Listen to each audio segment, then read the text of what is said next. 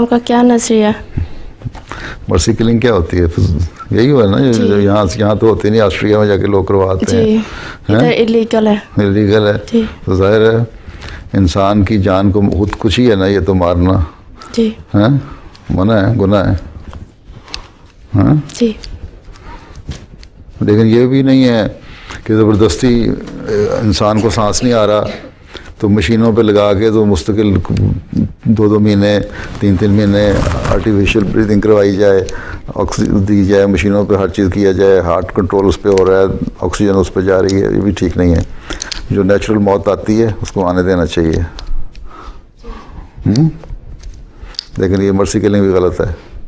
जिसको mercy killing का नाम दे दिया ना, वैसे गलत है। असिस्टेड सुसाइड कह लो या मर्सी किलिंग कह लो, एक ही बात है ना। जो उसके हक में है वो उसको मर्सी किलिंग कहते हैं, जो उसके खिलाफ है वो असिस्टेड सुसाइड कहते हैं।